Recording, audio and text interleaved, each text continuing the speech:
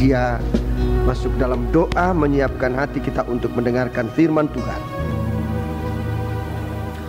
Bapa di surga, dalam nama Tuhan Yesus Kristus, segala puji hormat dipersembahkan bagi Dikau Tuhan, untuk kesempatan yang sudah Engkau nyatakan dalam kami, baik dalam pemeliharaan yang sudah berlaku dalam kehidupan kami, maupun kesempatan Engkau berikan kepada kami pada malam hari ini untuk duduk di bawah kaki Dikau Tuhan. Banyak halangan, banyak rintangan bagi kami untuk dapat mendengarkan firman-Mu, tetapi kami percaya Tuhan bahwa kuasa-Mu dapat menolong kami, memberikan kekuatan bagi yang lemah, menjamah yang sakit untuk mendapatkan kekuatan dan kesehatan, kesembuhan dari Dikau Tuhan, menjamah setiap keadaan kami agar kami benar-benar mampu untuk duduk di bawah kaki Dikau pada malam hari ini untuk mendengarkan firman-Mu. Kuasa-kuasa kegelapan yang mengganggu, yang menggoda kami, menggoda perasaan kami, mengganggu konsentrasi kami, Tuhan, bersatu hati kami panggil nama Engkau,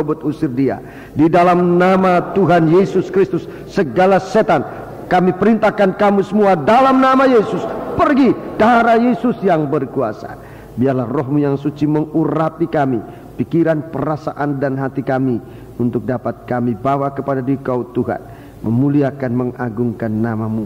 Dalam nama Yesus kami berdoa. Haleluya, amin.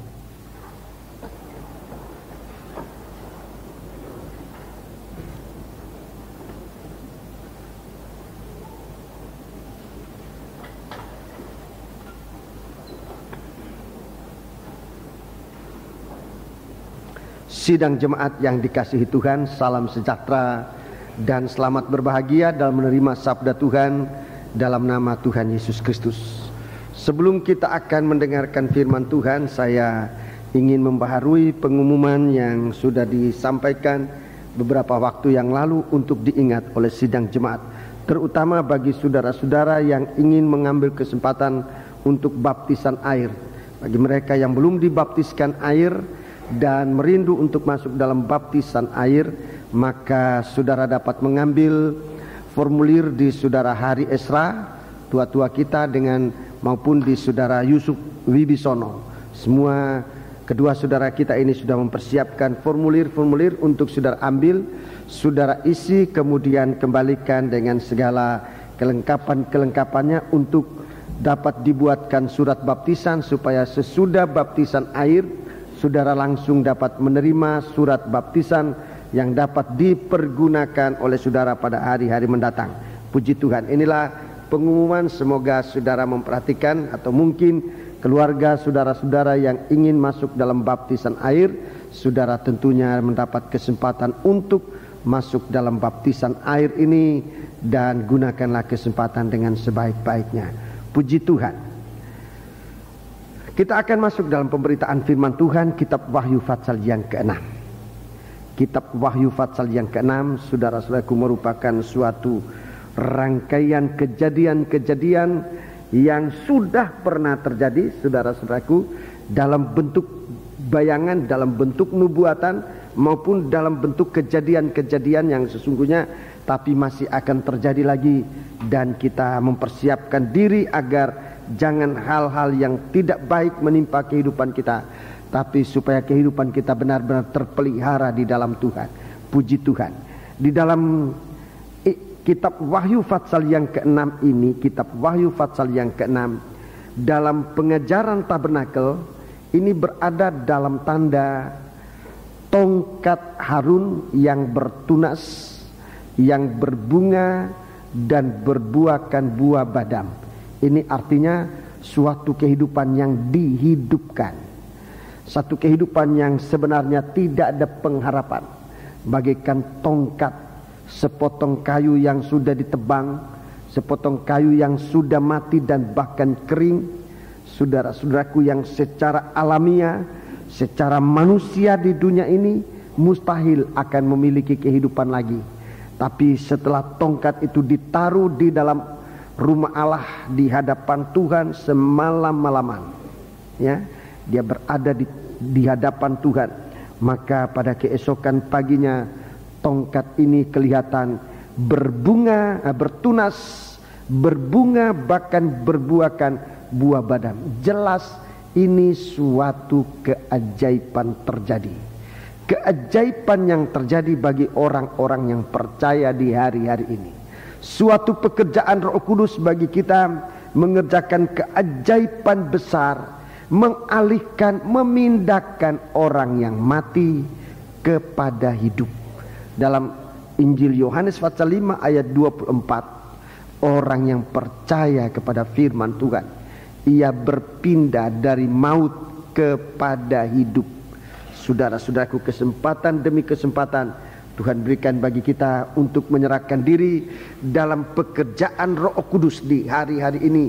Sebab Tuhan akan mengadakan suatu kehidupan yang sudah tidak berguna sama sekali.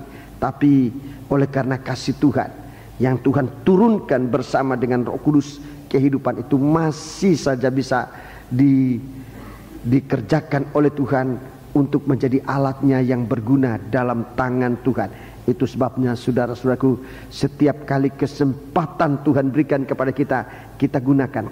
Pada pasal yang ke-6 ini ada 6 penghukuman yang dijatuhkan dalam dunia ini bagi orang-orang yang menolak pekerjaan Roh Kudus. Bagi orang-orang yang menolak pekerjaan Roh Kudus, ada 6 penghukuman yang akan jatuh dalam dunia ini, termasuk kepada orang itu, saudara-saudaraku. Yang pertama, mari kita lihat. Yang pertama, pada meterai yang pertama. Meterai ini bicara tentang hukuman yang dijatuhkan atas manusia oleh pekerjaan Roh Kudus. Yang pertama, saudara-saudaraku, hukuman jatuh atas dosa. Atas dosa, saudara-saudaraku, bagi manusia yang tidak mau percaya pekerjaan Roh Kudus. Roh Kudus mengerjakan kita untuk menyatakan dosa di hari-hari ini supaya diakui. Dan kalau kita mengakui dosa itu, kita mendapat pengampunan. Hanya orang yang tidak percaya kepada Tuhan, dosanya menjadi kekal, sehingga orang itu akan terhukum bersama-sama dengan dosa yang ia gandrungi, yang ia pertahankan. Roh Kudus turun bekerja untuk menyadarkan manusia, nomor 1, akan hal dosa. Artinya supaya setelah manusia mendengar firman, menjadi percaya kepada Tuhan. Ada orang yang sudah mendengarkan firman Allah tetapi tidak percaya kepada Tuhan. Orang ini yang kena hukum, ya. Sidang jemaat disucikan oleh Tuhan dari dosa semacam ini. Tuhan tidak ingin menemukan di dalam sidang jemaat ketidakpercayaan di saat ia datang kembali. Tuhan tidak ingin menemukan di dalam sidang jemaat ada orang-orang yang tidak percaya kepada Tuhan di saat ia datang kembali. Itu sebabnya lebih dahulu Tuhan mengerjakan sidang jemaat, supaya sidang jemaat luput, artinya tidak dikuasai oleh dosa. Hukuman yang kedua jatuh atas dunia yang menolak pekerjaan dari Tuhan, pekerjaan dari Roh Kudus. Hukuman yang kedua pada meterai yang kedua, kuda merah padam. Ini peperangan. Saudara-saudaraku, damai tidak ada. Dosa itu membuat damai diangkat dari dunia ini. Saudara-saudaraku, kalau manusia mempertahankan dosa, maka damai itu diangkat dari kehidupannya, dari nikahnya, dari rumah tangganya, dari pekerjaannya, bahkan ibadahnya pun tidak disertai dengan damai. Yang ketiga, ayat 5 sampai dengan ayat yang ke-6. Ayat 5 sampai dengan ayat yang ke-6, ini meterai yang ketiga. Meterai yang ketiga, saudara-saudaraku, kuda hitam. Ini tentang kelaparan. Gandum akan menjadi mahal, dan nanti yang akan lebih mahal daripada gandum adalah firman Tuhan. Itu akan menjadi sangat mahal. Sekarang ini firman Tuhan ditawar-tawarkan, diberikan dengan cuma-cuma. Mari kita bersikap bijaksana di hari-hari kelimpahan, di mana kita masih mendapat kesempatan mendengar firman. Seperti zaman Yusuf, kalau ada orang membuang firman, Yusuf dan seluruh anggota-anggota stafnya dan seluruh karyawannya, seluruh pegawai-pegawainya, seluruh rakyatnya yang taat dan dengar-dengaran mengumpulkan gandum. Sekalipun pada saat itu mereka merasakan belum membutuhkan gandum itu. Firman Tuhan yang disampaikan hari-hari ini banyak kali kita tidak terima sebab merasa belum membutuhkan atau tidak membutuhkan sama sekali, sehingga firman Tuhan disampaikan kita acuh tak acuh. Tapi bagi yang bijaksana, saudara-saudaraku, bagi saudara-saudara atau kita yang bijaksana, kalaupun firman Tuhan itu dibuang oleh orang, tidak diterima oleh orang lain, kita kumpulkan, kita buka, kita buat gudang sebesar-besarnya dalam hati kita. Rasul Paulus untuk hal ini dia katakan, kami lapang terhadap saudara-saudara. Dia memberitakan firman Tuhan dengan sebaik-baik, tergantung sebesar apa lapangnya hati kita membuka firman Tuhan. Sebab satu waktu firman Tuhan akan dicari oleh manusia. Di saat itu, saudara-saudaraku, orang-orang yang bijaksana, orang-orang yang sudah mengumpulkan firman Tuhan akan menjadi sasaran, akan menjadi alamat yang dicari oleh orang untuk mendapatkan firman. Mereka akan mencari orang-orang yang mereka duga, mereka harapkan ada firman. Mereka akan pergi dan mencari firman itu, saudara-saudaraku. Tetapi pada suatu saat mereka tidak dapat menemukan firman. Akan mengembara dari utara ke selatan, dari timur ke barat, mencari firman tapi tidak menemukan. Akan mengembara melintasi lautan, padang belantara, tapi tidak menemukan firman Tuhan. Sekarang ini firman Tuhan masih disampaikan, gunanya untuk diterima oleh setiap pribadi.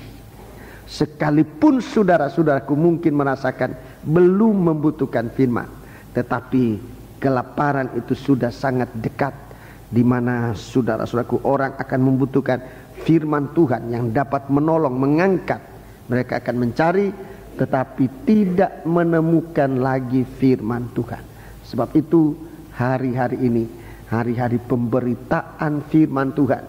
Terimalah firman Tuhan dan simpan dalam perbendaharaan hati manusia. Kemudian yang ketujuh, maafkan, ayat 7, ayat yang ke-8, itu meterai yang keempat, maut, kematian yang akan menjelajah dunia ini. Bagaikan kuda yang melanda kemana-mana, setiap jengkal dari bumi ini akan disepak terjang oleh kuda ini. Ada kuda kelabu, dalam ayat yang ke-8 disebut kuda kelabu. Saudaraku, penunggangnya disebut maut. Saya sudah menjelaskan 3 macam kematian dalam Alkitab. Tidak mengapa saya ulangi secara keseluruhan, secara garis besar. 3 macam maut atau kematian yang disebut dalam Alkitab. Yang pertama, mati secara umum yang kita lihat sehari-hari dengan cara berbeda-beda, dengan berbagai-bagai macam cara. Itu kematian-kematian yang terjadi setiap hari. Itu artinya tubuh roh meninggalkan tubuh jasad jasmani ini.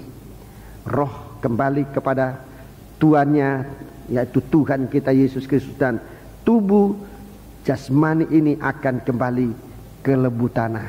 Dari tanah kembali kepada tanah. Itulah rumusnya manusia, dan apa yang datang dari Allah, dari roh, itu kembali kepada Tuhan jua. Demikian dalam surat 1 Korintus pasal 15, itu kematian yang pertama. Kematian yang kedua terjadinya justru manusia masih hidup. Yang kedua, kematian, arti yang kedua dari kematian terjadinya justru manusia masih hidup. Banyak kali masih dalam kekuatan kesehatan yang prima.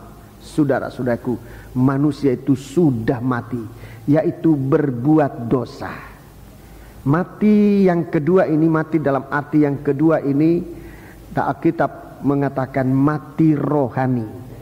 Itu berbuat dosa, mati pada saat kita melanggar peraturan Tuhan, melanggar hukum Allah, melanggar firman Tuhan, melakukan dosa. Saat kita berbuat dosa, melanggar perintah dan larangan Allah, waktu itulah manusia sudah mati.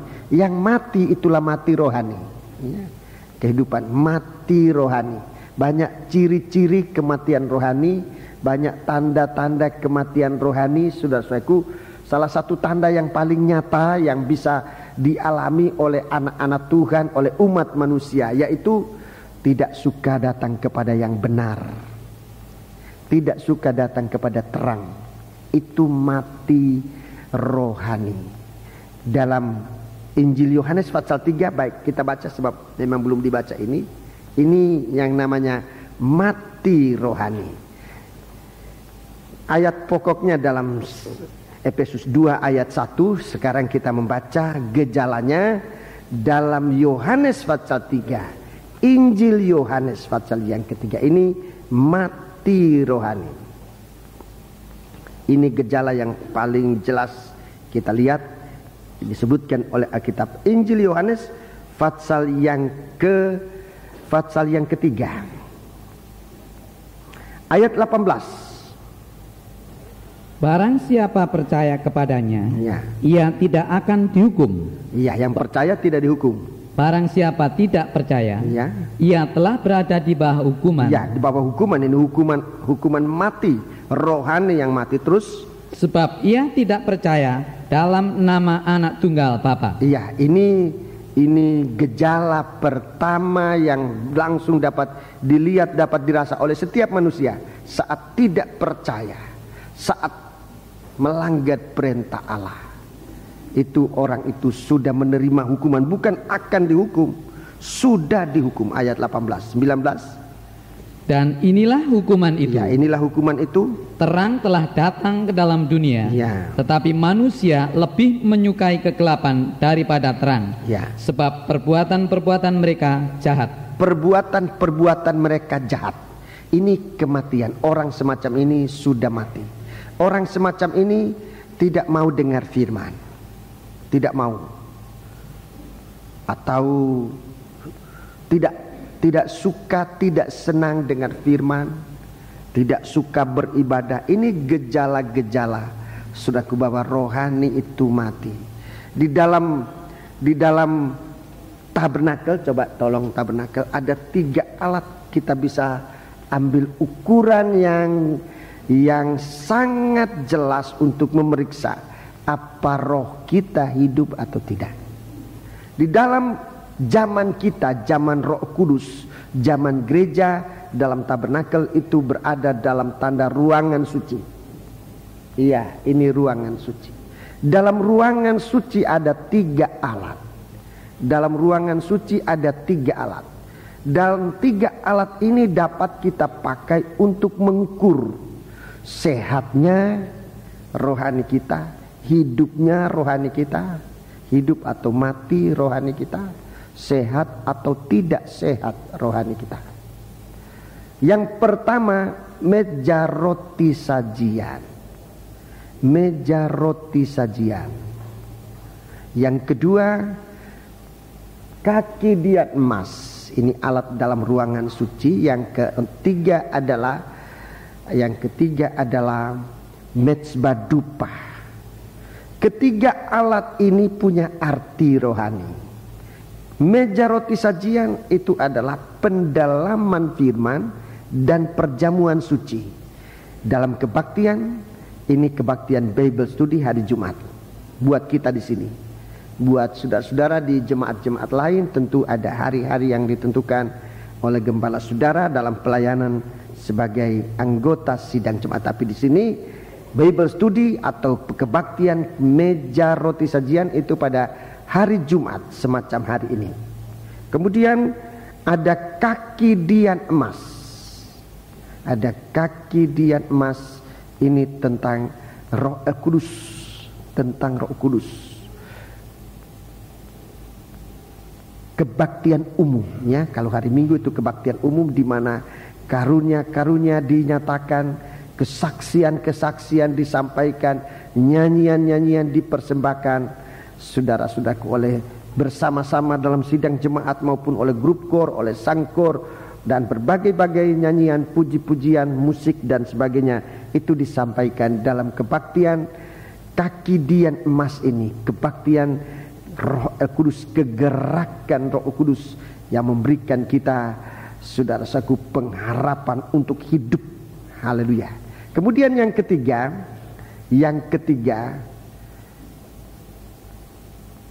kebaktian tadi namanya kebaktian umum hari Minggu. Yang ketiga adalah mezbah dupa. Ini bicara tentang penyembahan kepada Tuhan, penyerahan hidupnya, penyerahan hidup kita kepada Tuhan. Doa yang kita naikkan, ucapan syukur yang kita persembahkan, ini mezbah dupa. Dan termasuk di dalam alat ini adalah baptisan air, ya. Arti rohani dari baptisan air, saudara-saudaraku, juga termasuk dalam mezbah dupa, yaitu memohon kepada Tuhan hati nurani yang baik. Di dalam penentuan fatsal dalam kitab Keluaran, penyembahan itu berada dalam baptisan air berada dalam bab atau dalam fatsal dari penyembahan. Itu kitab Keluaran pasal 30. Puji Tuhan. Jadi inilah 3 alat di dalam tabernakel mengenai kehidupan rohani anak-anak Tuhan, pengertian dan pelaksanaannya. Dalam gereja sini, dalam sidang jemaat di sini, kebaktian doa itu diadakan pada hari Selasa, dan di Johor pada hari Kamis. Itu setiap hari Selasa jam 5:30 sore di sini, dan di Jalan Johor setiap hari Kamis jam 5:30 sore. Inilah kebaktian pemeliharaan rohani kita, supaya rohani itu sehat secara tubuh kita, ya, secara tubuh saya tunjukkan dulu. Meja roti itu bagaikan makanan. Kita setiap hari makan 3 kali, ya. Yang pokok itu makanan. Manusia harus makan. Kalau tidak makan bisa sakit dan bahkan mati. Itu yang pertama. Itu pokok itu, ya. Kemudian yang kedua, Roh Kudus. Roh Kudus itu air. Kalau dalam tubuh kita, air yang kita butuhkan untuk memuaskan. Jadi ada minum, makan, kemudian minum cara rohani. Seku itu Roh Kudus, kebaktian yang memberi kita kepuasan. Jadi manusia tidak hanya makan, tapi harus minum. Harus ada minumannya, harus minum. Ada firman, ada Roh Kudus, ada makanan, ada minuman, baru kehidupan itu sehat. Tetapi untuk hidup, saudara-saudaraku, tidak hanya makan minum. Untuk puas sudah bisa, makan minum sudah puas. Tetapi untuk hidup manusia perlu bernapas. Manusia perlu nafas yang dihirup. Itu tidak bisa diukur. Oh, nanti 1 hari 3 kali aja bernafas, tidak bisa. Bernafas itu seterusnya. Itu hidup dalam doa. Berdoa itu nafas rohani kehidupan orang Kristen. Jadi satu kehidupan rohani yang sehat dan puas, kuat adalah ada makanan, ada minuman, dan bernafas. Ini pokok. Ini yang sangat pokok, saudara-saudaraku. Hidup di tengah hutan pun, saudaraku, kalau ada makanan, ada minuman, bernafas, bisa hidup. Jadi ini pokok, ya. Manusia punya kehidupan itu makan, minum, dan bernafas. tubuhnya menjadi sehat. Itu secara tubuh. Sekarang secara rohani, mari kita lihat secara rohani. Secara jasmani kita lihat tadi, kalau manusia itu tidak makan bisa mati, sakit-sakitan mati. Penyakit yang ada hubungannya dengan makanan yang langsung banyak kali kita katakan, oh aku sakit mah. Nah itu berarti makanannya tidak teratur itu. Banyak. Kemudian sakit yang menyangkut soal air minum, mungkin ginjal, buah pinggang. Lalu penyakit yang ini paru-paru, itu pernapasan dan jantung. Jadi kita lihat aja, kita periksa di situ secara tubuh demikian. Secara rohani sekarang.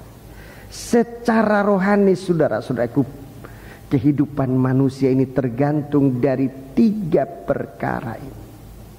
Kalau manusia itu sudah tidak senang makan firman, itu makanan rohani. Tidak senang firman, itu berarti kehidupan rohani itu sudah sakit-sakitan, malah mungkin sudah mati. Sebab orang kalau sakit, nomor 1 gejalanya gak suka makan.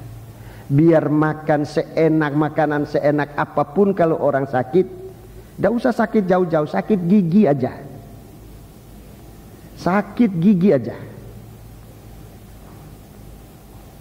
sudah sangat terganggu soal makan. Tidak suka minum, apalagi kalau sudah sakitnya lebih parah. Ya, sudah lebih parah. Kita lihat kalau anak-anak Tuhan sudah tidak suka berbakti, ini rohnya itu sudah mulai sakit-sakit atau jangan-jangan sudah mati. Kalau sudah ditegur tidak mau dengar lagi, ini rasanya bukan sakit lagi, itu sudah mati. Rohaninya itu sudah mati, sudah tidak punya roh lagi. Rohaninya itu sudah mati. Kalau sudah sama sekali lupa berdoa, itu sama dengan kehidupan ini sudah tidak mau bernafas lagi. Ya saudara-saudaraku, kehidupan itu sangat terancam. Jadi ini suatu gejala-gejala secara rohani yang perlu diperhatikan. Gejala-gejala maut, utusan-utusan maut.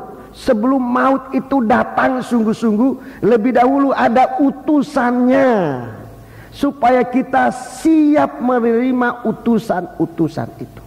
Kalau utusan-utusan itu sudah datang, saudara-saudaraku, kita sebenarnya dipersiapkan. Kalau gairah kita untuk mendengarkan firman Allah, itu artinya maut itu sudah dekat. Bukan cuma maut, kematian roh jasmani, bahkan kematian rohani. Kalau kita sudah tidak suka firman, ini utusan maut, utusan dari neraka. Utusan dari neraka sudah kasih ingat bahwa di belakang dia maut sudah dekat. Kalau kita sudah tidak suka lagi berbakti, pelayanan kita sudah abaikan, ini utusan maut. Maut itu sudah dekat. Dan dengan sikap kita yang acuh tak acuh akan kehidupan rohani kita, akan ibadah, akan doa, akan kegiatan rohani, akan firman Allah, kalau kita sudah acuh tak acuh, itu utusan maut sudah dekat sekali. Kalau kita masih diperpanjang oleh Tuhan, umur kita di dunia ini kemurahan Tuhan. Sebab waktu perpanjangan umur di dunia ini, waktu yang Tuhan berikan kepada kita untuk masih hidup, belum langsung tubuh kita ini mati, ini kesempatan untuk selamat.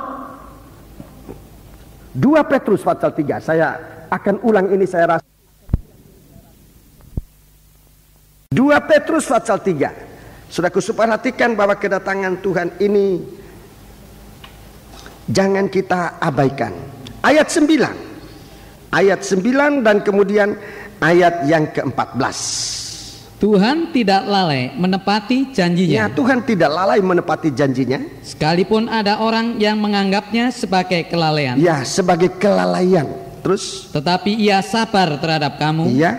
Karena ia mengendaki supaya jangan ada yang binasa, melainkan supaya semua orang berbalik dan bertobat. Ya, ia sabar itu sebetulnya, tetapi ia panjang sabar terhadap kamu. Sabar ini diperpanjang. Ia panjang sabar akan kamu, karena ia menghendaki supaya jangan orang binasa, melainkan supaya semua orang berbalik dan bertobat. 14. Sebab itu saudara-saudaraku yang kekasih, sambil menantikan semuanya itu, kamu harus berusaha. Dengarkan, kamu harus berusaha. Mendengar firman Allah itu harus berusaha. Dan saudara-saudara, dalam penggembalaan kita sangat banyak dibantu. Seperti orang makan, saudara-saudaraku, disuapin. Ini dalam penggembalaan itu disuapin, dikasih ngerti sedemikian rupa sehingga hanya tinggal mau nelan aja. Gembala ini nyuapin, ini firman kamu tidak mau baca, aku baca. No, ini pendeta kita yang Pak Yakub ini membacakan. Sebab kamu di rumah tidak mau membaca, dibacakan. Ini sama dengan disuapin. Oh, aku tidak ada waktu. Ya duduk aja, dengar aja, nanti dibacakan oleh Pak Yakub. Ini artinya disuapin. Itu dalam penggembalaan, disuapin. Ini pertolongan, panjang sabar Allah. Berusaha, usaha paling sedikit nelan. Kalau nelan itu kita tidak bisa nolong lagi. Kalau ngunyah juga tidak bisa. Saudara mesti ngunyah sendiri. Sedikitnya berusaha mengunyah, menelan. Umpamanya bisa saya menelankan buat saudara, saya akan telankan buat saudara, tapi nggak bisa. Saudara harus menelan sendiri. Kalau nyuapin masih, saya nggak bisa, dibantu oleh Pak Yakob. Disuapi. Berdoa pun begitu. Saudara tidak mau berdoa, didoakan. Dan itu memang pekerjaan kita. Setiap hari itu berjam-jam untuk mendoakan sekian banyak orang. Bayangkan saudaraku, saya punya nama-nama, sudah punya nama-nama itu di meja saya tetap ada. Yang belum memasukkan ya silakan masukkan. Saya masih lihat banyak saudara-saudara punya nama, tidak ada. Bukan berarti saudara tidak didoakan, tetapi jangan-jangan kelewatan. Ya, sebab waktu-waktunya saya butuhkan, mana namanya si I, saya cari, oh nggak ada, namanya nggak ada. Padahal di buku itulah yang buat saya untuk membantu saya hanya berdoa. Ini di dalam buku ini ada nama-nama orang-orang ini. Tuhan, saya doakan. Sebab saudara banyak kali tidak mau berdoa. Ya didoakan, disuapi, doanya itu disuapi. Tidak mau berdoa ya didoakan. Ada yang mendoakan, tapi satu waktu nggak bisa lagi. Maksudnya supaya jangan mati. Seperti orang bernafas, tidak mau bernafas, ya pasang itu apa namanya, oksigen itu di drum-drum itu. Orang sudah tidak bisa bernafas, dipasangin ini. Oh, berapa detik dia punya.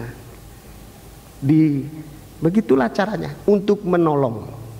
Tapi saudara berusaha membaca firman Allah, berusaha berdoa, berusaha kegiatan rohani ini, berusaha. Ulangi ayat itu. Sebab itu saudara-saudaraku yang kekasih, sambil menantikan semuanya ini, kamu harus berusaha. Kamu harus berusaha. Kalau tidak berusaha ya apa? Seperti tadi saya katakan, sedikitnya menelan. Kalau sudah disuapi, nelan aja. Itu sudah tidak bisa ditolong lagi. Kamu harus berusaha. Biar sudah disuapi, tapi kalau cuma taruh di mulut, ya tetap tidak hidup saudara. Harus ditelan. Itu sudah tidak bisa lagi dibantu. Untuk menelan itu nggak bisa dibantu. Harus berusaha menelan. Terus supaya kamu kedapatan tidak bercacat dan tidak bernoda di hadapannya dalam perdamaian dengan Dia. 15. Anggaplah kesabaran Tuhan kita sebagai kesempatan bagimu untuk beroleh selamat. Iya, kesempatan ini, waktu yang ada ini adalah kesempatan untuk selamat. Kesempatan untuk selamat. Ini bukan perkataan seorang manusia, seorang pendeta, siapapun juga, tetapi ini sudah ditulis di dalam Alkitab. Kebenaran firman Allah. Waktu yang ada ini kesempatan untuk selamat. Kalau waktu ini lewat, saudara-saudaraku, siapa tahu jangan-jangan tidak ada lagi kesempatan untuk selamat. Saat itu akan menyesal tetapi sudah tidak berfaedah. Terus seperti juga Paulus, saudara kita yang kekasih, telah menulis kepadamu menurut hikmat yang dikaruniakan kepadanya. Iya, terima kasih. Jadi ini kematian yang kedua. Kematian yang kedua itu mati rohani dengan gejala-gejalanya yang tadi saya jelaskan secara sederhana, sesederhana mungkin supaya kita mengerti. Itu gejala-gejala mati rohani. Sakit mati rohani. Sudah, kalau gejala-gejala ini sudah menimpa kita, tadi saya katakan sudah, bukan untuk nakut-nakuti, tapi demikian keadaannya. Itu utusan maut, maut yang sesungguhnya. Kalau itu dibiarkan, nah kematian yang pengertian yang ketiga ini akan datang. Kematian ini Alkitab menyebutnya kematian itu mati yang kedua. Alkitab menamakan mati yang kedua itu api neraka. Jadi kalau masih hidup ini sudah berbuat dosa dan tidak pernah mau percaya kepada Yesus, begitu mati, orang mati yang tidak percaya ini, dia masuk pada penghukuman. Masuk pada penghukuman. Manusia selalu berkata demikian, daripada hidup susah lebih baik mati. Mati habis perkara. Ini perkataan orang putus asa. Lebih baik mati, mati habis perkara. Itu sebabnya banyak orang milih bunuh diri, minum baygon, menembak diri dan sebagainya. Sudah sebab dia pikir mati habis perkara. Padahal Alkitab mengatakan, jikalau demikian bukan mati habis perkara, sesudah mati justru ada perkara yang harus dihadapi, yaitu penghakiman. Apalagi kalau bunuh diri, saudara-saudaraku, itu bukan penyelesaian. Minum baygon dan seutas tali, sebiji pelor dan sebagainya. Jangan, itu bukan jalan penyelesaian masalah. Sebab Alkitab katakan, saudara-saudaraku, sesudah kematian ada perkara. Baca Ibrani pasal 9 ayat 27. Ibrani 9 ayat 27. Ibrani pasal 9 ayat 27. Dan sama seperti manusia ditetapkan untuk mati hanya satu kali saja, dan sesudah itu dihakimi. Sesudah itu dihukum. Perkataan dihakimi ini dihukum. Manusia yang mana yang dihukum? Manusia yang selama hidupnya dalam tubuh ini tidak menyelesaikan masalah-masalah dosa itu. Tidak mau percaya, tidak mau ngaku.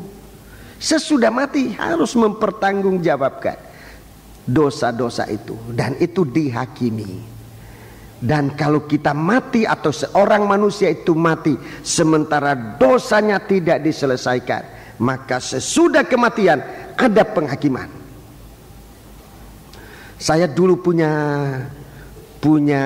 pemikiran yang sangat salah, dan ini sudah kesekian kalinya saya sampaikan kepada baik sidang jemaat di sini maupun sidang jemaat di mana saya dipercayakan oleh Tuhan menjadi gembala. Saya sudah kasih tahu bagaimana pemikiran saya dulu yang salah, dan ini memang terpengaruh dengan pandangan umum dalam masyarakat kami, bahwa selamat atau tidak itu urusan sesudah mati. Kalau sudah mati baru tahu siapa yang selamat, siapa yang enggak. Dan itu suatu pemikiran yang sangat salah. Dan memang di masyarakat kami ada sebuah nyanyian, dan nyanyian itu dinyanyikan kalau orang mati, saudaraku, yaitu kalau orang itu sudah mati baru menemukan dua jalan, ke kanan atau ke kiri, jalan lebar atau jalan sempit. Itu sesudah mati. Jadi saya waktu itu berpikiran kalau sudah mati baru tahu siapa yang selamat, siapa yang enggak. Tetapi setelah saya membaca firman Allah, bukan demikian. Soal selamat bukan soal sesudah mati dalam tubuh ini, tetapi soal sebelum mati. Kita harus bisa menentukan apa kita selamat atau tidak. Ayatnya tadi kita sudah baca. Kesempatan kita hidup ini menentukan kita itu selamat atau tidak. Artinya waktu hidup ini kesempatan untuk menerima Yesus. Kita percaya Dia, supaya siapa yang percaya ia sudah pindah dari maut kepada hidup. Saudara percaya? Ini urusan sebelum mati. Ini bukan urusan sesudah mati. Urusan sebelum mati. Anggaplah bahwa kepanjangan sabar Allah memberi kita hidup ini kesempatan untuk selamat lewat iman percaya kita kepada Yesus. Yohanes pasal 5. Yohanes pasal 5. Coba saudara lihat. Yohanes pasal 5 ayat 24 dan selanjutnya. Yohanes pasal 5 ayat 24 dan selanjutnya. Kita baca. Aku berkata kepadamu, sesungguhnya barang siapa mendengar perkataanku dan percaya kepada Dia yang mengutus aku. Ya, saya mau tanya kepada saudara, siapa yang mendengar perkataan? Orang mati atau orang hidup? Orang mati atau orang hidup? Kalau di situ ada orang mati terbujur, saya diundang untuk menyampaikan firman. Apa firman itu untuk orang mati itu atau untuk orang hidup? Untuk orang hidup. Orang yang mendengar firman yang hidup. Orang yang hidup itu mendengar firman. Yang mati itu dia sudah tidak dengar lagi. Sesungguhnya barang siapa mendengar perkataanku dan percaya kepada Dia yang mengutus aku, terus ia mempunyai hidup yang kekal. Ia mempunyai hidup yang kekal dan tidak turut dihukum. Saudara percaya ini? Amin. Tidak turut dihukum. Terus sebab ia sudah pindah dari dalam maut ke dalam hidup. Dari maut ke dalam hidup. Saat itu ia pindah dari maut ke dalam hidup. Sebab maut ini akan menjelajah dunia ini nanti. Maut ini akan menjelajah dunia. Manusia akan menjadi begitu keras hati terhadap firman Allah. Sebab manusia dikuasai oleh maut. Kalau kuda kelabu ini sudah berjalan, saudara-saudaraku, sulit sekali untuk percaya Tuhan. Sudah sangat sulit. Untuk baru mau percaya itu sulit.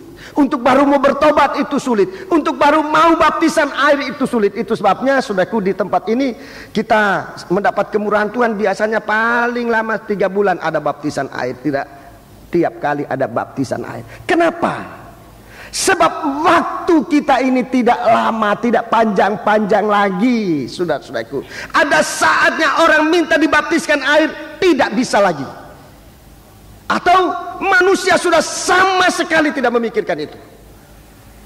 Kehidupan yang sekarang ini dikeraskan, dengarkan, besok bukan berarti akan menjadi lunak. Saya ulangi perkataan ini. Kalau hari ini kita mengeraskan hati, bukan berarti besok hati itu akan melunak. Tidak begitu. Kalau hari ini mengeraskan hati, besok lebih keras. Itu sebabnya di dalam Ibrani 3 mulai ayat 7 disebutkan, kalau hari ini kamu mendengar firman, jangan mengeraskan hati. So, kalau hari ini mengeraskan hati, besok akan lebih keras lagi. Dan tidak ada kesempatan hati ini akan diluluhkan. Apalagi kalau maut ini sudah menguasai dunia. Kuda kelabu ini sudah menguasai dunia. Itu artinya dosa bertambah-tambah, saudaraku.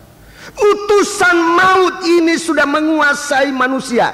Untuk percaya Tuhan sudah susah sekali. Kalau sekarang ini, saudaraku, di mana Roh Kudus masih menolong kita, masih menganjurkan untuk kita mendengar firman Allah, kita tidak mau mendengar. Bayangkan kalau Roh Kudus itu sudah berbalik menghukum manusia. Saudara-saudaraku, tidak ada kesempatan untuk percaya. Iman itu akan menjadi begitu berharga, begitu mahal.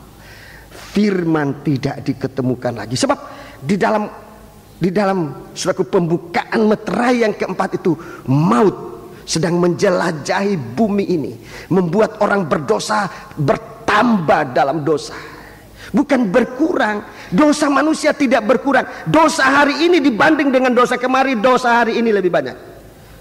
Dosa tahun ini dibanding dosa tahun lalu, dosa tahun ini lebih banyak. Saudara-saudaraku, makin hari makin kerasnya hati manusia. Itu sebabnya kalau hari ini mendengar firman Allah, di sini katakan kesempatan untuk pindah dari maut kepada hidup, untuk tidak diterjang oleh kuda kelabu ini. Tidak diterjang oleh kuda kelabu, tapi kehidupan kita menjadi satu kehidupan yang ditaruh oleh Tuhan di dalam kehidupan. Disebutkan firman kehidupan, roh yang menghidupkan. Saudaraku, kasih Allah yang membuat hidup itu kekal di dalam kita. Ini yang dibuat oleh Tuhan. Ada firman dalam meja roti sajian, ada Roh Kudus yang kaki dian, ada kasih Allah yang membawa kita dalam doa. Kita mengasihi Tuhan. Mari kita baca ayat 25. Yohanes 5 ayat 25. Aku berkata kepadamu. Ya, aku berkata kepadamu. Sesungguhnya saatnya akan tiba, dan sudah tiba. Sudah tiba. Bahwa orang-orang mati akan mendengar suara Anak Allah. Ya, perhatikan orang-orang mati di sini. Ini mati yang kedua yang tadi saya katakan, orang berbuat dosa diberi kesempatan mendengar firman. Akan ada saatnya, sekarang sudah datang saatnya, orang-orang berdosa itu, pelanggar-pelanggar firman Allah itu akan mendengar firman Allah terus. Dan mereka yang mendengarnya akan hidup. Mereka yang mendengar itu akan hidup terus. Sebab sama seperti Bapa mempunyai hidup dalam dirinya sendiri, demikian juga diberikannya Anak mempunyai hidup dalam dirinya sendiri. Ya, terus. Dan Ia telah memberikan kuasa kepadanya untuk menghakimi, karena Ia adalah Anak manusia. Terus.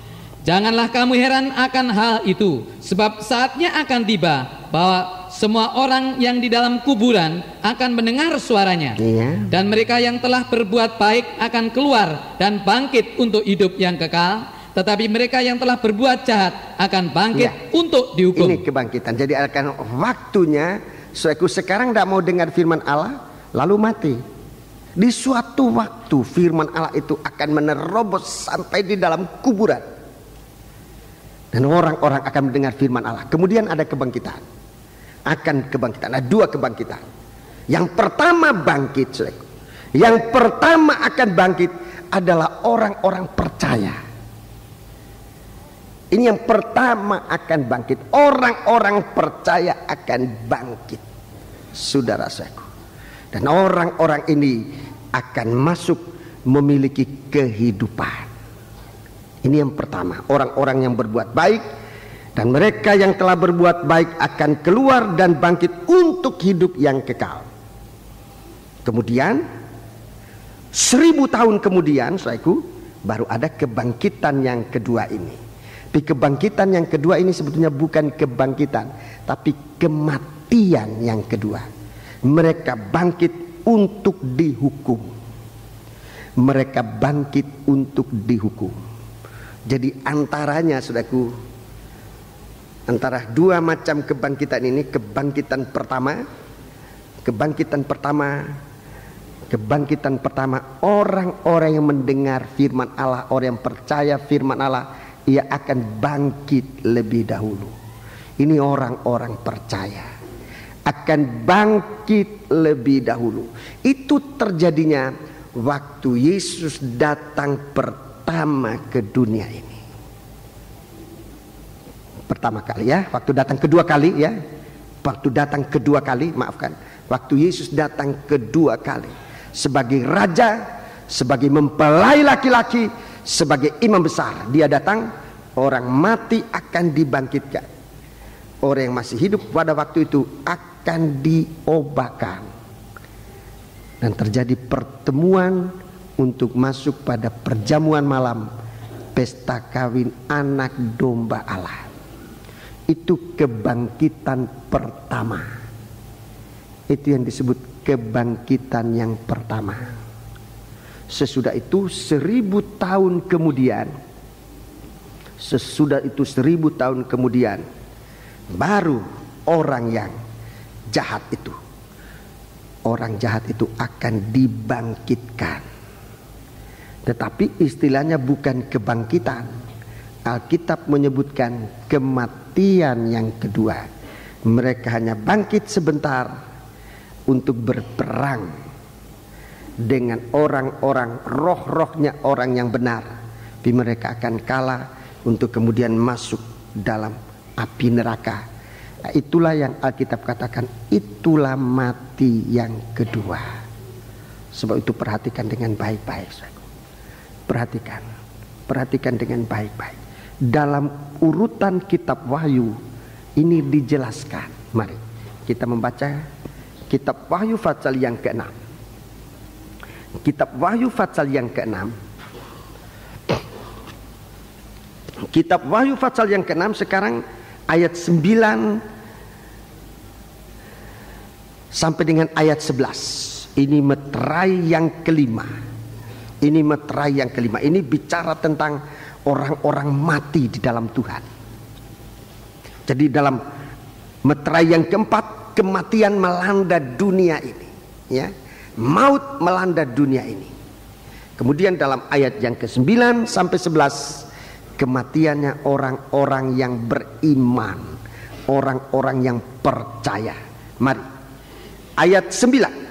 Dan ketika anak domba itu membuka meterai yang kelima, aku melihat di bawah mezbah jiwa-jiwa mereka yang telah dibunuh oleh karena firman Allah, ya, dan oleh karena kesaksian yang mereka miliki. Ya, ini orang mati di dalam Tuhan. Sebab dalam ayat 7 sampai dengan ayat yang ke-8, maut yang merajalela di bumi ini disertai dengan kebencian. Bumi, orang dunia itu akan membenci kamu tanpa sebab, bahkan sampai membunuh kamu. Itu dalam, saudara catat dulu kalau diizinkan Tuhan kita membaca nanti. Yohanes pasal yang ke-15, Yohanes pasal yang ke-15 dan Yohanes pasal 16 ayat 1 sampai dengan ayat 3. Yohanes pasal 16 ayat 1 sampai dengan ayat 3. Kebencian memuncak sampai membunuh kamu, dan orang yang membunuh kamu akan merasa bahwa mereka berbakti kepada Tuhan. Mereka itu merasa berbakti kepada Tuhan. Itu pernah terjadi zaman Tuhan Yesus, ya. Yesus dibunuh oleh orang-orang Yahudi. Mereka merasa ini suatu ibadah mereka kepada Tuhan. Yesus harus dibunuh. Saudara-saudaraku, sebagai penggenapan pekerjaan pendamaian, memang Yesus harus mati untuk menyelamatkan manusia.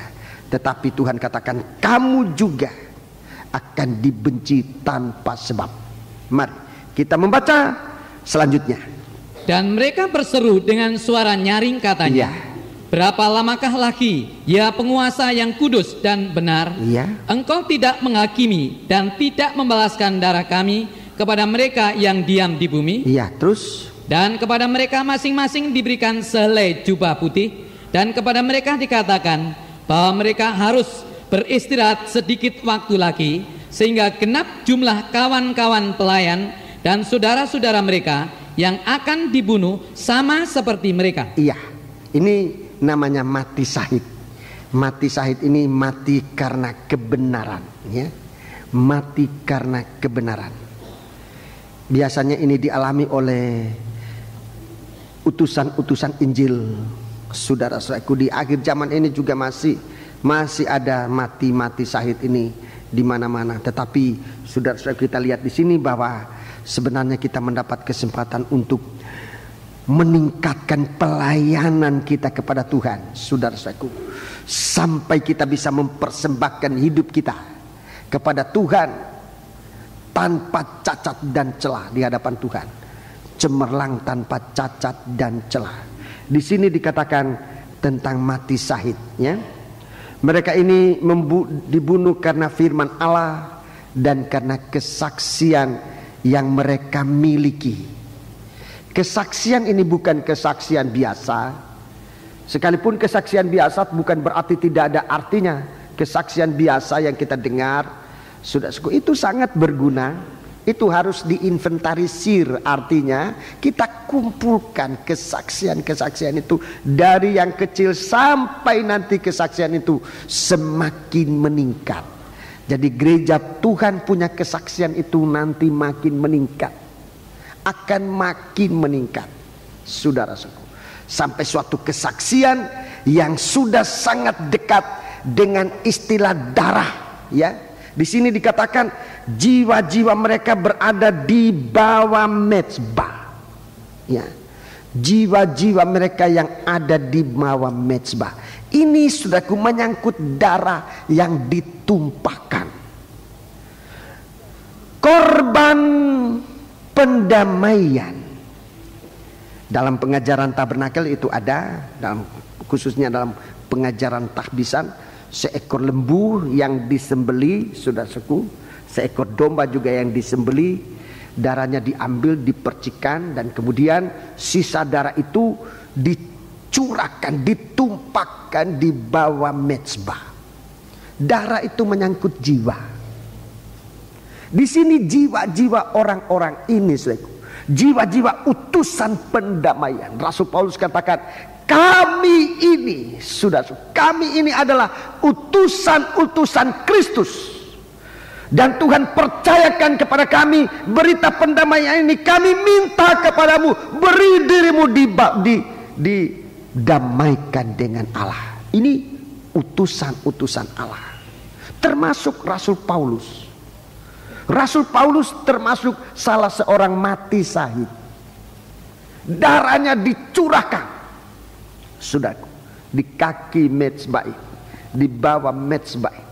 Bersama darah itu, jiwa mereka terpelihara di sana untuk tidak dijamah oleh setan. Selama bertahun-tahun, saudara-saudaraku, jiwa itu tidak diusik lagi oleh setan. So, mereka berada di bawah mezbah. Ini kehidupan mati syahid. Untuk apa? Untuk menanti kesempurnaan gereja Tuhan. Rasul Paulus punya kemenangan, saudaraku. Rasul Paulus punya kemenangan. Dia begitu kuat dalam melayani. Dalam 2 Timotius pasal 4. 2 Timotius pasal 4. Kita baca dalam 2 Timotius pasal 4. Kita lihat di sini, ini salah seorang dari seorang utusan Tuhan yang mati syahid. 2 Timotius pasal yang keempat. 2 Timotius pasal 4 ayat 5. Atau kita mulai baca ayat 3.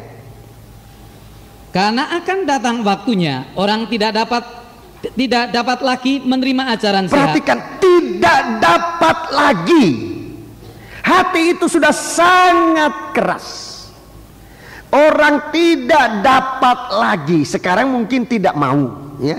Sekarang tidak mau. Orang tidak mau menerima ajaran sehat. Tapi akan datang waktunya orang tidak dapat lagi.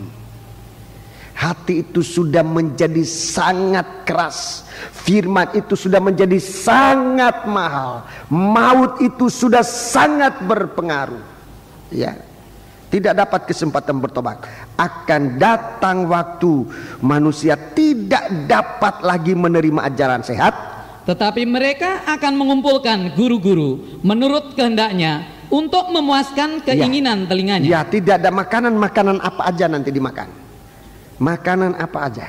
Dan di saat itu, saudaraku, yang paling populer, yang paling laku adalah pengajaran sesat. Itu yang paling laku. Itu yang paling banyak, dan ini yang dimakan oleh orang.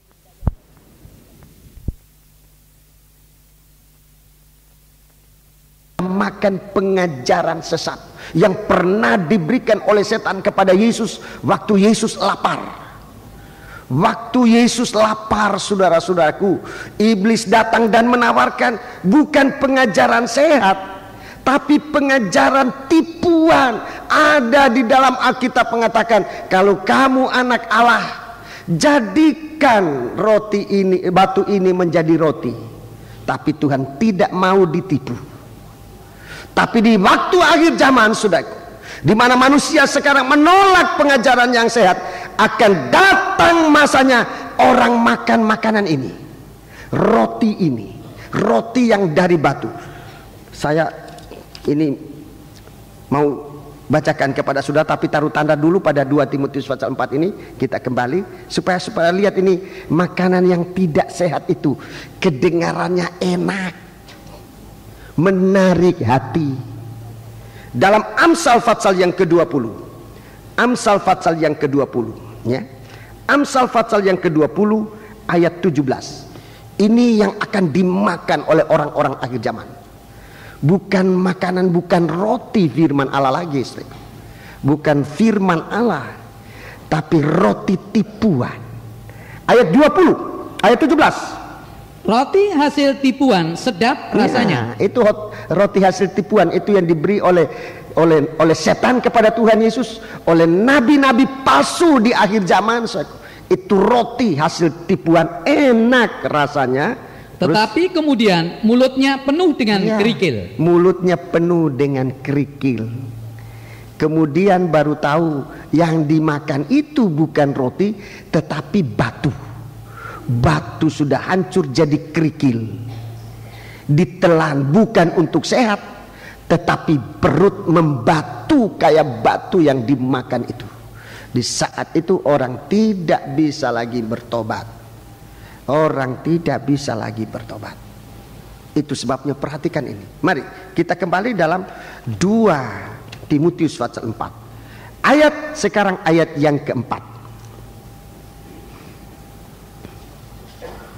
2 Timotius 4 ayat 4. Mereka akan memalingkan telinganya dari kebenaran dan membukanya bagi dongeng. Ya, inilah ajaran-ajaran itu merupakan dongeng-dongeng, saudaraku, yang tidak ada jaminan kebenaran. Sebab jaminan kebenaran adalah Alkitab ini. Ini ukuran kebenaran. Apa yang ada tertulis dalam Alkitab. Dan itu merupakan kemenangan yang ada pada Yesus. Ada tertulis. Setan kalah. Kedua kali Tuhan Yesus katakan ada tertulis, setan kalah. Ketiga kali dia katakan ada tertulis, setan juga kalah. Jadi kebenaran dalam firman yang ditulis dalam Alkitab.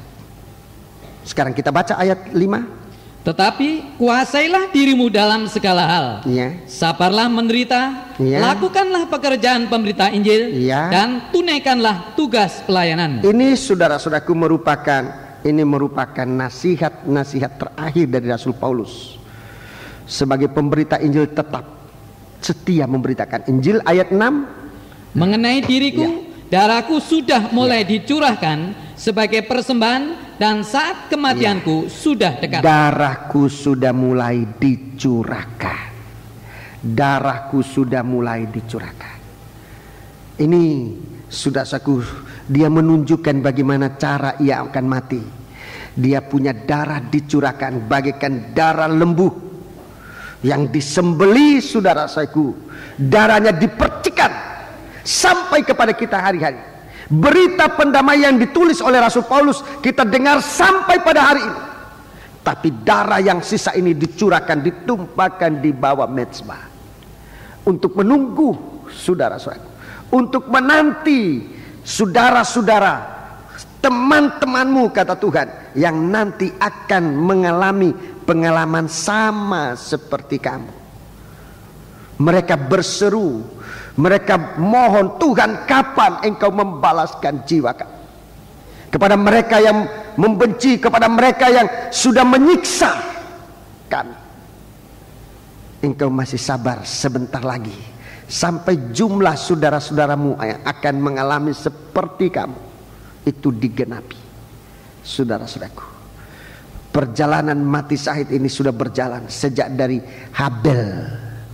Itu orang mati syahid pertama. Habil, dia mati karena kebenaran. Dia dibenci tanpa sebab. Ia dibenci tanpa sebab. Itulah ciri-ciri orang mati syahid. Gereja-gereja Tuhan, saudara-saudaraku, di akhir zaman ini, di mana-mana, bukan cuma di Indonesia, di mana-mana, saudaraku, pengalaman-pengalaman ini mulai lebih nyata. Dibenci tanpa sebab. Orang lain yang salah, gereja jadi sasaran. Saudara-saudaraku, kamu dibenci tanpa sebab. Tapi biar kita di hari-hari ini tidak menuntut pembalasan dari manusia, tapi kita justru bersabar. Di hari-hari ini kita justru bersabar supaya kita dilindungi oleh Tuhan. Apa yang harus kita miliki? Orang-orang yang ada, mari kita kembali di dalam Wahyu pasal 2 ini, pasal yang ke-6 ini. Wahyu pasal yang ke-6 ini kita melihat orang-orang yang jiwanya ada di bawah mezbah ini, mereka mempunyai firman Allah, itu nomor satu. Jadi tidak semudah seperti kita pikirkan orang mati syahid itu. Orang ini adalah orang memiliki firman Allah. Sekarang coba kita pikirkan sejauh mana kita memiliki firman Allah. Rasul-rasul belum mati syahid, rasul-rasul belum mati syahid pada waktu itu baru sengsara. Baru mereka sengsara. Mereka sudah merasa bahagia karena mereka diizinkan masuk dalam sengsara. Baru sengsara, belum mati syahid. Mereka disengsarakan karena firman Allah. Mereka sudah merasa bahagia. Baru sengsara, belum dimatikan. Baru dicambuk, ditelentangkan, kemudian dicambuk, disiksa, kemudian dilepaskan, dan mereka pergi dengan sukacita sebab mereka dianggap layak untuk menderita sengsara bersama Yesus. Orang ini dalam ayat 9 ini, saudaraku, ini bukan cuma dicambuk seperti Rasul Paulus, dia sudah dihukum mati, darahku mulai terpancar, kematianku sudah dekat. Darah itu akan dicurahkan di bawah kaki mezbah, di bawah kaki salibnya Tuhan. Tapi justru di situ kehidupannya terpelihara untuk tidak bisa dijamah oleh setan. Justru di situ jiwanya, justru di situ rohnya berseru kepada Tuhan. Mereka berseru dengan suara nyaring, berapa lamakah lagi ya penguasa yang kudus dan benar, engkau tidak menghakimi dan tidak membalaskan darah kami kepada mereka yang diam di bumi.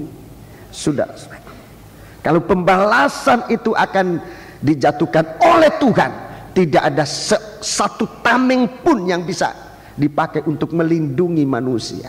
Begitu dasarnya, dan kita tidak perlu membalas. Pembalasan sudah ada dalam tangan Tuhan. Apa yang kita perhatikan sekarang? Bagaimana kita menerima firman Allah. Itu urusan kita sekarang. Bagaimana kita bisa menerima firman Allah. Kalau firman Allah lewat begitu saja, kita tidak akan dihitung menjadi orang mati syahid. Tidak bisa. Mati akan tetap mati, tapi mati diterjang oleh kuda kelabu yang penunggangnya adalah maut. Mati ini berjalan bersama.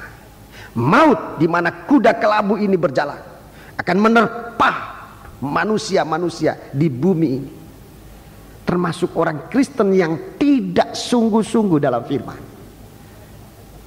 Yang waktu firman Allah disampaikan tidak sungguh-sungguh.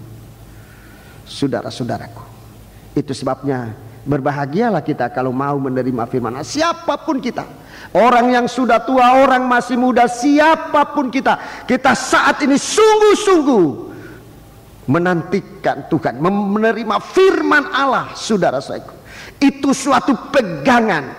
Kalau kuda-kuda ini akan menerpa dunia ini, kita diselamatkan, sebab kita adalah anggur dan minyak yang tidak boleh dijamah oleh kaki-kaki kuda yang kuda kelabu ini. Karena firman Allah, ya. Karena firman Allah. Tidak usah takut, ini perlindungan yang kuat. Karena firman Allah. Yang tadi saya katakan, sedikitnya mau menelan firman. Itu usaha yang terakhir yang Tuhan mau lihat dari kita. Kalau kita ngangkat tangan ke mulut mungkin berat, disuapi. Terakhir Tuhan mau lihat, apa kita mau nelan atau tidak. Kalau saja kita mau menelan, firman itu akan bekerja di dalam kita. Sampai Tuhan sabarnya sejauh itu, saya. Panjang sabarnya Allah sejauh itu. Sudah disuapi, mau nelan aja. Hanya itu yang Tuhan mau lihat. Asal saja mau menelan, kita sudah dikatakan memiliki firman. Tetapi untuk menelan kalau sekarang ini, saudaraku, kita sudah persempit waktu untuk Tuhan. Untuk menelan pun tidak bisa. Untuk menelan, firman itu akan dimuntahkan terus. Tidak sampai ditelan. Firman Tuhan itu akan dimuntahkan. Dan itu harus dipertanggungjawabkan di hadapan Tuhan. Kalau kita tetap memegang firman Allah, kemudian kesaksian yang dimiliki, kesaksian yang mana? Tadi saya katakan memang banyak kesaksian, itu harus diinventarisir sebagai milik yang harus dipertahankan. Tapi kesaksian ini harus meningkat. Kesaksian hari demi hari makin meningkat. Kesaksian dari pengalaman firman. Kesaksian dalam pengalaman firman. Di salah satu kebaktian kaum muda, saya sampaikan kepada mereka, sekarang ini kita nyaksikan berkat aja. Nyaksikan berkat, sulitnya banget. Sudah diberkati, mau nyaksikan berkat itu kok beratnya bukan main. Dan beberapa kaum muda tersentuh hatinya. Sudah yang sebenarnya sudah ditolong oleh Tuhan. Kemudian hari-hari berikut mereka bersaksi.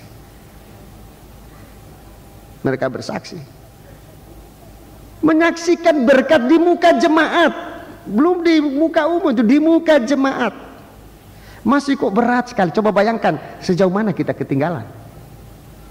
Nanti kita harus menyaksikan apakah kita ini orang Kristen yang percaya atau tidak. Harus itu kita pertahankan. Kalau tidak, saudara-saudaraku, ya kita dilepaskan, tapi kaki dari kuda kelabu ini menerjang kehidupan itu. Kalau ngaku, ya ini pedang, mati syahid. Tapi maut tidak berkuasa atas orang ini. Darah selanjutnya dicurahkan di bawah kaki mezbah. Jiwa itu terpelihara hidup. Jiwa mereka hidup, saudara-saudara. Oleh karena dua hal. Oleh karena firman yang mereka dengar, dan karena firman yang mereka lakukan dan mereka jalani, mereka pertahankan, mereka saksikan. Ini kesaksian. Jadi kesaksian firman, saudaraku, hidup bagaimana Kristus hidup, hidup bagaimana seperti Yesus hidup, saudara-saudaraku. Ini harus dipertahankan. Dan memang di saat itu, saudara-saudaraku, pedang dari iblis ini akan akan memancung kepala orang-orang ini, memotong leher orang, seperti Habel dipotong, seperti Habel itu dipukuli mati, saudaraku. Demikian juga Rasul Paulus dan begitu banyak orang-orang suci dari zaman perjanjian lama sampai zaman perjanjian baru, mereka itu tidak seorang pun yang hilang. Mereka ada di bawah mezbah. Jiwa mereka sedang berseru, mereka akan bangkit. Mari kita baca itu dalam Wahyu pasal 20, kemudian akan diterangkan. Tapi pada malam ini dalam kaitan ini saya akan bacakan ini bagi kita, saudara-saudara. Wahyu pasal 20 ayat 4. Jadi orang-orang yang mati karena firman Allah, karena kesaksian yang mereka miliki, itu memang mati. Tetapi maut itu artinya penghukuman Allah tidak menguasai mereka. Mari kita baca ayat 4. Lalu aku melihat takhta-takhta dan orang-orang yang duduk di atasnya. Kepada mereka diserahkan kuasa untuk menghakimi. Ya, kuasa untuk menghakimi. Terus aku juga melihat jiwa-jiwa mereka. Ya, aku juga jiwa-jiwa mereka yang telah dipenggal kepalanya. Yang telah dipenggal kepalanya, ini orang mati syahid itu. Karena kesaksian tentang Yesus. Ya, karena kesaksian tentang Yesus. Dan karena firman Allah. Karena firman Allah. Yang tidak menyembah binatang itu dan patungnya. Dan yang tidak juga menerima tandanya pada dahi dan tangan mereka. Ayat terus. Dan mereka hidup kembali. Mereka hidup kembali. Maut tidak berkuasa. Maut yang artinya penghukuman Allah tidak berkuasa. Mereka hidup kembali dan memerintah sebagai raja bersama-sama dengan Kristus untuk masa 1000 tahun. Untuk masa 1000 tahun. Sesudah 1000 tahun ada kebangkitan orang-orang yang tadi katakan berbuat jahat. Mereka tidak untuk hidup, tapi mereka akan dimasukkan dalam penghukuman Allah. Ayat 6, ayat 5. Tetapi orang-orang mati yang lain tidak bangkit sebelum berakhir masa yang 1000 tahun itu. Inilah kebangkitan pertama. Ya, jadi orang benar dibangkitkan lebih dahulu.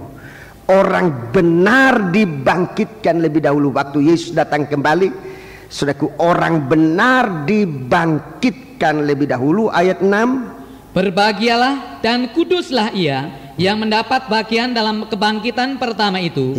Kematian yang kedua tidak berkuasa lagi atas mereka, tetapi mereka akan menjadi imam-imam Allah dan Kristus, dan mereka akan memerintah sebagai raja bersama-sama dengan Dia 1000 tahun lamanya. 1000 tahun lamanya.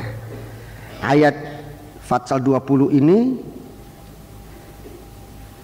Fatsal 21, kita baca ayat 8, Fatsal 21 ayat 8. Tetapi orang-orang penakut, orang-orang yang tidak percaya, orang-orang keji, orang-orang pembunuh, orang-orang sundal, tukang-tukang sihir, penyembah-penyembah berhala, dan semua pendusta, mereka akan mendapat bagian mereka di dalam lautan yang menyala-nyala oleh api dan belerang. Inilah kematian yang kedua. Iya, ini api neraka. Ayat 14, ayat Fatsal 20. Fatsal 20 ayat 14. Lalu maut dan kerajaan maut itu dilemparkanlah ke dalam lautan api. Itulah kematian yang kedua, lautan api. Iya, lautan api. 15. Dan setiap orang yang tidak ditemukan namanya tertulis dalam kitab kehidupan itu, ia dilemparkan ke dalam lautan api itu. Iya, jadi ini penghukumannya. Jadi kita kembali dalam Wahyu Fatsal 6. Kita lihat mereka yang mati ini, mati yang jiwanya ada di bawah mezbah, adalah orang-orang yang punya firman Allah, punya kesaksian tentang Yesus. Dalam tabernakel, tolong tunjukkan. Dalam tabernakel, ya, mereka ini punya firman Allah. Zaman kita sekarang, zaman gereja, itu artinya hidup dalam meja roti sajian. Ya, punya firman Allah. Bukan cuma mengetahui ini, ya. Yang dikatakan punya firman Allah ini, sudah cukup mereka mengetahui, mengerti, percaya, dan melakukan. Ini punya firman Allah. Kemudian punya kesaksian, ya, dari melakukan firman, ya. Jadi firman Allah mereka dengar, mereka mengerti, mereka percaya, mereka lakukan. Dari lakukan ini mereka juga saksikan firman. Nah, ini yang kedua, ya. Ini kaki dian emas, punya kesaksian dari firman, kesaksian hidupnya Yesus dalam mereka. Mereka itu hidup pada langkah-langkah Kristus. Cuma itu, ya. Padahal di dalam ruangan suci ini ada 3 alat. Ada 3 alat. Alat yang ketiga adalah mezbah dupa, penyembahan. Jadi mereka hanya punya 2 alat. Tapi 2 alat yang sungguh-sungguh.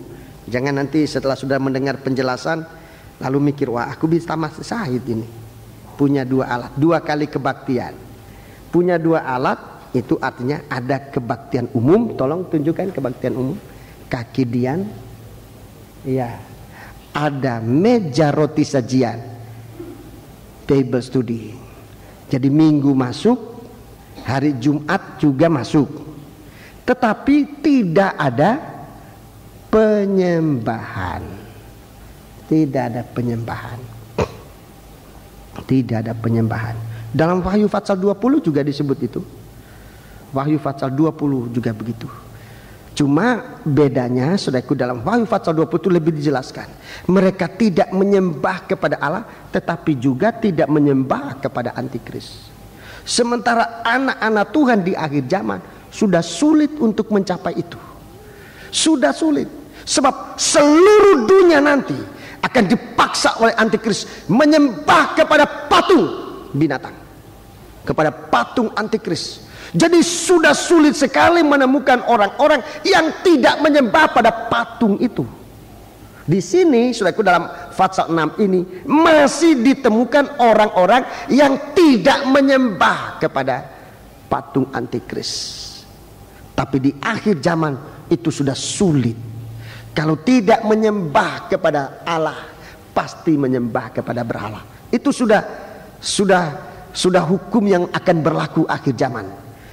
Kalau tidak menyembah kepada Allah, sudah pasti menyembah kepada berhala. Sebab sudah sulit sekali untuk menemukan orang yang tidak menyembah pada berhala. Sementara sekarang ini, saudara-saudaraku, kita masih mendapat kesempatan untuk menyembah Allah. Mungkin kita merasa belum perlu menyembah Allah sekarang.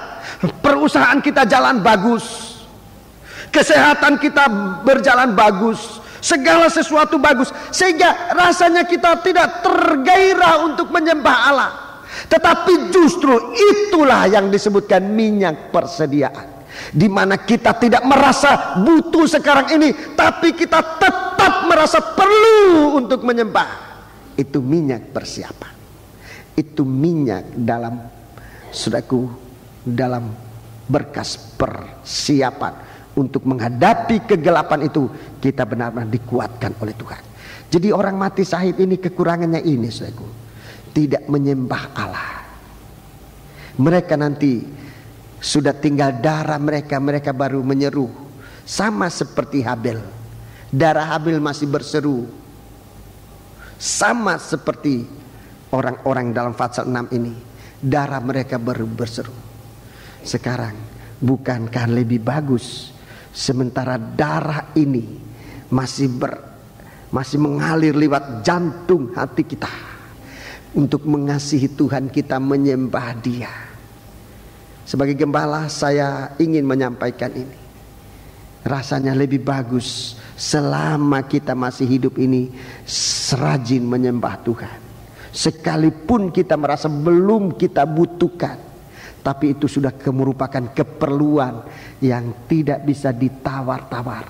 Mungkin penyembahan ini belum merupakan kebutuhan yang mendesak, tetapi saya mau katakan itu keperluan kita yang tidak bisa ditawar nanti. Jika kita harus berhadapan, pilih yang mana, tetap hidup sampai Tuhan datang, atau harus mengalami mati syahid. Tidak mudah untuk mati syahid, tidak mudah, saudara-saudaraku. Banyak yang gagal di ujung tombak, di mata pedang. Banyak yang gagal di saat itu dia menyangkal Tuhan. Dari kesaksian-kesaksian yang pernah saya dengar, tidak dari langsung, tapi saya dengar kesaksian yang diceritakan oleh hamba Tuhan yang sangat saya percaya. Di beberapa kali banyak hamba Tuhan meninggal dunia, dan saatnya meninggal dunia itu ragu akan adanya Tuhan atau tidak, ragu akan keselamatannya. Di saat-saat maut menjemput dia, dia tidak teguh berpegang pada imannya. Tapi pada malam ini saya ingin sampaikan kepada kita, apapun yang terjadi dalam kita, iman kita kepada Tuhan, kita berseru kepada Tuhan, penyerahan hidup kepada Tuhan, penyerahan penuh kepada Tuhan. Tuhan, ingat akan hamba jika engkau datang sebagai raja. Itu kedatangan yang kedua kali. Itu kedatangan yang kedua kali. Jika engkau datang sebagai raja, itu sama dengan kedatangan sebagai mempelai laki-laki. Itu sama, saudaraku, untuk masuk dalam pesta perjamuan malam, pesta kawin anak domba Allah. Seorang berbuat dosa, seorang jahat yang dirobahkan oleh Tuhan. Di saat dia melihat Tuhan, pandangannya diubah oleh Tuhan. Dia dipindahkan dari maut kepada hidup. Dan dia berkata kepada Tuhan, Tuhan, ingat akan hamba jikalau engkau datang sebagai raja, sebagai mempelai laki-laki. Tidak ada orang yang mengajar dia kecuali pandangan yang terus kepada Yesus. Dan Tuhan mengatakan, hari ini engkau bersama aku di Firdaus. Disitulah nanti orang-orang ini, kita nanti akan dikumpulkan dalam suatu perjamuan malam pesta kawin anak domba Allah. Selama 1000 tahun, sudah 1000 tahun. Itu suasana pesta nikah dari anak domba Allah. 1000 tahun lamanya, saudara-saudaraku. di mana orang-orang benar akan berpesta bersama dengan dia. Sesudah itu musuh akan dikalahkan. Setan dan pengiring-pengiringnya akan dibangkitkan untuk dihukumkan, masuk dalam api neraka. Dan kita dari taman Firdaus ini, dari kerajaan 1000 tahun ini, akan dibawa oleh Tuhan masuk ke Yerusalem baru, kerajaan kekal. Jika memungkinkan, saya akan terangkan lewat suatu map, suatu penunjukan pembagian waktu ini. Tapi kita perlu berdoa untuk ini, agar Tuhan memberikan kemungkinan saya bisa menjelaskan sejelas-jelasnya. Tapi saya rasa penjelasan ini untuk sementara kita bisa kuasai, saudara-saudaraku, bahwa jangan maut yang kedua menguasai kita. Sementara dunia diterpa oleh maut, oleh kebencian, oleh segala dosa yang memuncak sampai kepada sampai kepada puncaknya, kita tetap berpegang pada firman dan kesaksian Yesus dan menyembah Allah, supaya kita hidup, sebab waktunya sudah dekat sekali. Orang yang hidup ini akan mengalami keubahan dalam waktu sekejap mata, lebih cepat dari sekejap mata, untuk masuk ke taman Firdaus, berkerajaan 1000 tahun dengan Kristus Yesus sebagai Adam yang akhir. Gereja Tuhan adalah mempelainya. Puji Tuhan. Kita bangkit berdiri. Kita bangkit berdiri.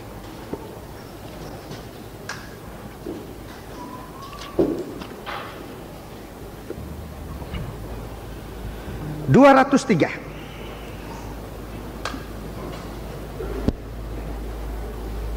Nyanyian 203 tadi kita sudah lakukan, kita nyanyikan lagi. 203. Nyanyian rohani 203. Mari kita bangkit berdiri. Ajarku berharap, ajarku mengerti segala rencanamu, ajarku berserah hanya padamu. Bimbinglah jalanku dalam terang firman-Mu, ajarku berharap hanya padamu. Pelayan-pelayan perjamuan suci segera maju ke depan.